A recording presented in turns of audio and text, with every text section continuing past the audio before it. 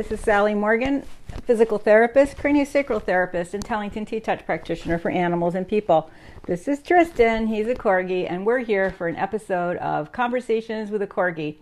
And today, it's going to be over 90 here in New England, and it's going to stay over 90 in New England all the way through Friday next week. So I thought it was a good time to have a few reminders about taking care of your pets in hot weather, because this weather is going to be extremely unusual here. We haven't had readings in the high 90s or mid 90s, except for a day here and there in 2011 and 1970 something. I mean, this is really unusual, although to me, coming from South Jersey, 90s don't seem that hot, but it is hot. So we're going to look at a few things you need to remember with pets in hot weather today. And this goes for everybody everywhere, even if it's only going to be 80 where you live in Montana or someplace. That is still unusually hot, and your dog, like you, is not accustomed to that kind of hot weather. So, of course, the most important thing is to never, ever, ever leave your dog in the car for any length of time, even with the windows open, because dogs do die from this. They can overheat easily. They don't sweat as easily as we do. And you cannot count on running into the grocery store, grabbing some milk, getting through the checkout line, and back to your car quick enough to save your dog's life, even with the windows down. In addition to which, in many areas, dogs are stolen from cars, especially if they look like a purebred or some kind of a designer dog, and they are resold. So leaving your windows down with your dog in the car is a bad idea from that perspective as well. And temperatures in a car rise about a degree a minute, especially when it's over 80. And so if you're in the store for 10 minutes, your 80-degree car can be over 90 when you come back. And that is too hot for a dog, and too hot for children, and too hot for seniors. We don't hear much about leaving seniors in cars.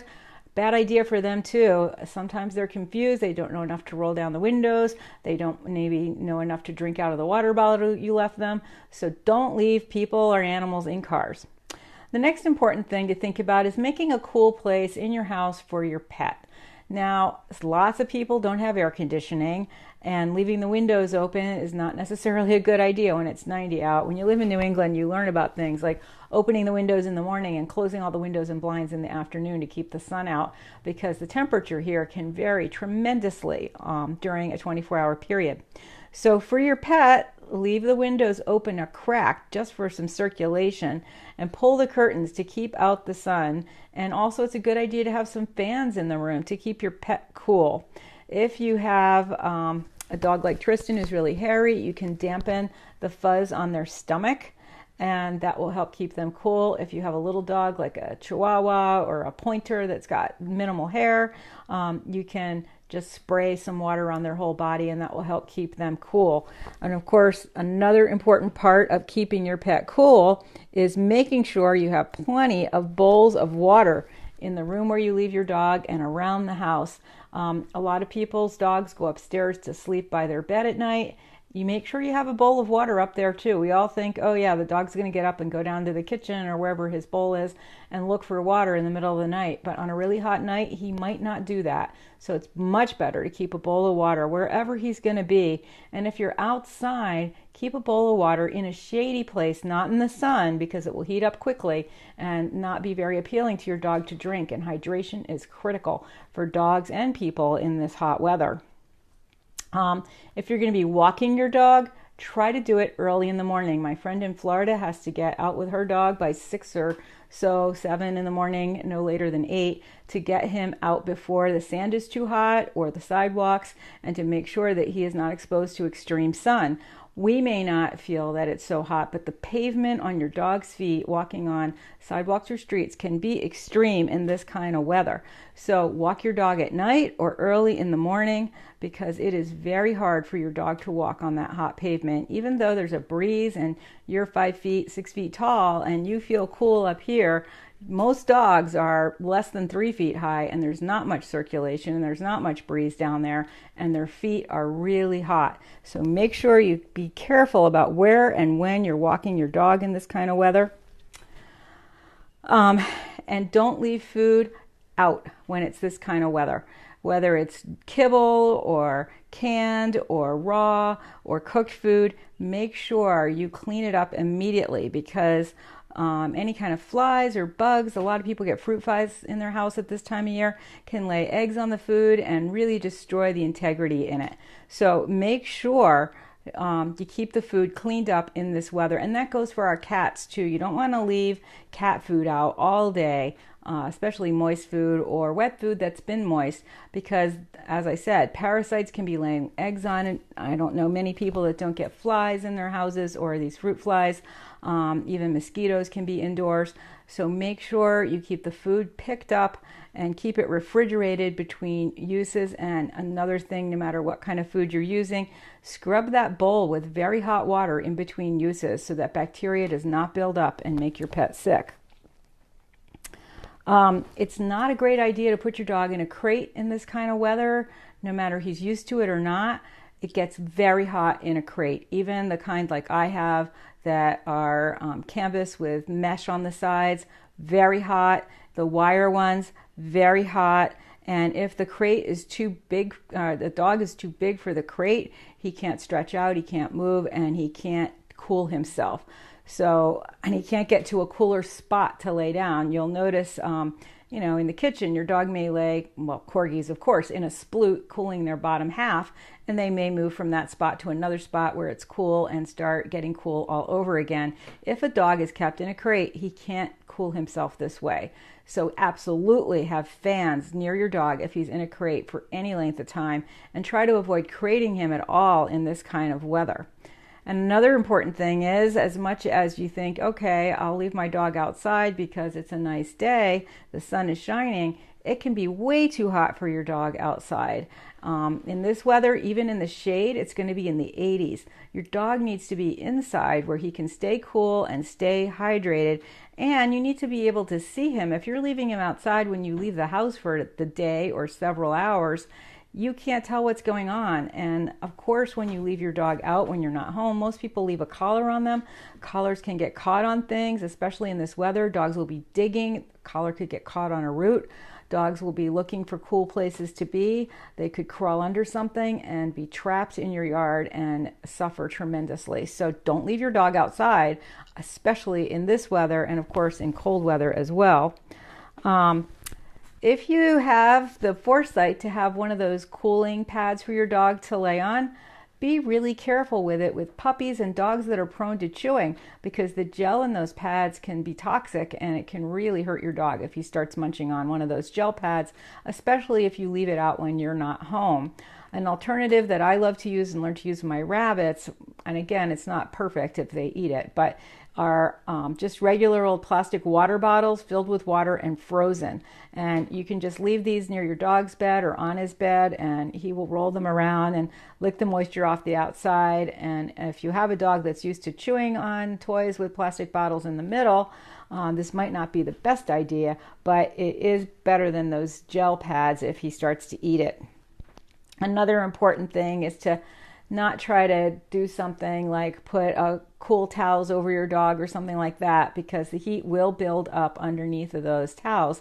I know this myself from personal experience. When I have headaches, I put cool cloths on my head because my head is just so hot.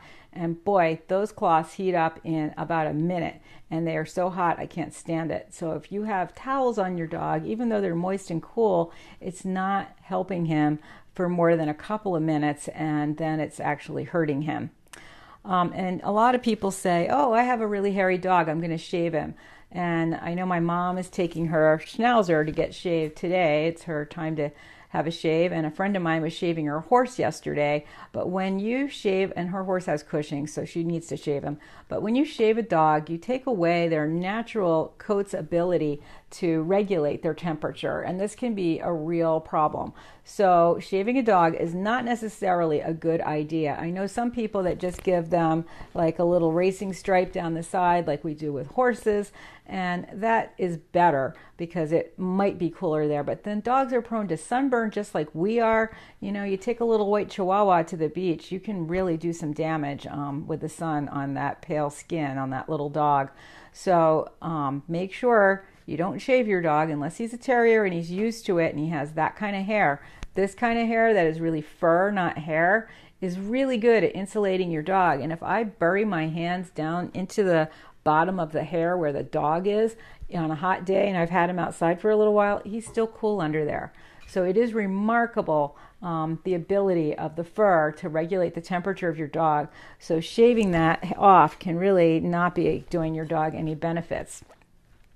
Another thing to remember with the kids and dogs in this weather, you may have your kids out and they're running through the sprinkler on a 95-degree day, but if your dog is out there running too, he can get exhausted, he can become overly heated. He is not getting the benefit that kids might be from running through the sprinkler because of his fur, unless he's completely wet. And an alternative may be to fill a small little swimming pool, and I'll do this for Tristan. I have a big one and a little one. We'll fill the little one and I'll leave it outside. We're only here for another 24 hours. But that way, when he is running outside, he has a place to go to get totally wet, to get a drink of water. Don't put chlorine or something in your dog's swimming pool, just plain old water. And it gives them a place to go to get relaxed and cool. And remind the kids not to be running with the dog outside for an hour in this weather, because a dog will want to keep up and play with the kids. That's their job, maybe, to watch the kids and to play with the kids. So make sure if your dog is doing that, that the kids know to take breaks so that the dog can take a break. If a dog gets heat exhaustion or heat stroke, it can be life-threatening. It is very hard to, if you're not experienced, know how to manage that. And of course, the ear T-touches are the first thing you want to do. And you can go back to our earlier conversations with a Corgi, like number 20, and review the ear T-touches. And don't put your dog in freezing cold water. Some people say, especially in the South, they might have the little dog swimming pool and then they dump a bunch of ice cubes in there, like you see some of the athletes do after a race or something. And this is really bad for your dog. The body will go into shock. He can't tell you that he needs to get out and that it's too cold. That going from 95 degrees to, let's say the temperature is 50 in that water, that is going to be way too much of a difference for your dog. And this goes for swimming in lakes and pools too. If your dog has been running and playing a lot and his body temperature's gone above, like 104, he is already in trouble. So if you stick him in a freezing cold lake, that's not going to do him any favors, and it could really hurt him, and it could put your dog in shock. Remember, the shock point for acupuncture is the tip of the ear. If your dog has gone from very hot to very cold and he looks not good, gums are pale and he's passing out, eyes are bugging out, he's gasping for air, do what I'm doing here. Just stroke that point on the tip of the ear, and that will keep him with you, and it could save his life. That's also good to do if your dog has bloat. So these are just a few tips that you should keep in mind in the summer, especially during this week where the heat is going to be breaking records across the country. Keep your dog safe, keep them indoors, keep them cool, keep them out of cars, make sure they have plenty of water, and remember the ear T-touches that are so beneficial to regulate their body temperature and to bring them out of a situation where they could be in a life-threatening emergency. So thanks for joining us today. I have a client coming any minute, and tomorrow I'm leaving for the Cape, and I have so much to do in the morning. I'm pretty sure I will not be doing a Facebook Live, but on Sunday I will be back, and I might do one tomorrow afternoon. This is sort of a family vacation with good friends and relatives, and so I may not be as available in the later parts of the day. So I will see you in the mornings. So thanks for joining us for this episode of Conversations with a Corgi. And we will be back Sunday morning for sure, and possibly tomorrow. And I also posted the videos. Sadly, the third section did not make it to my friend Leslie's Facebook page. And that's the section where I was working on a horse. And there are plenty of dogs down there. I might ask somebody if I can work on their dog at the beach so you can see what craniosacral looks like. And this little guy coming in a little while. I could film her, but she's a tiny dog. I don't think there's much to see. Anyway, I posted those videos of Leslie and I from yesterday working with some horses, and maybe the third one will show up. But when we went into the barn, the Wi-Fi was very poor and we lost sound, so I think Leslie just didn't, I think she took that part down. But they're pretty interesting watching her work with the horses. Always interesting to see how people work with animals and some of their solutions. There was a horse that had some trouble with worming, and Leslie gave some ideas for people to explore to help their horse with worming. And some of what she did is also beneficial if your horse has trouble with the dentist. So check that out. They're very long. Thanks for joining us today. Everybody have a great day. Keep your dogs cool. Thank you, Carol. Thank you, Danny.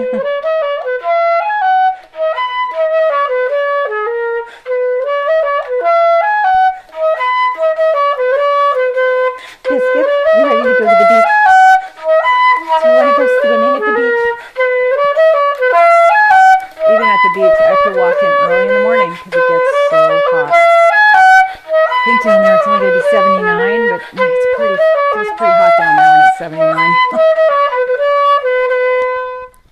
Thanks for joining us. We'll see you soon. Everybody have a great day.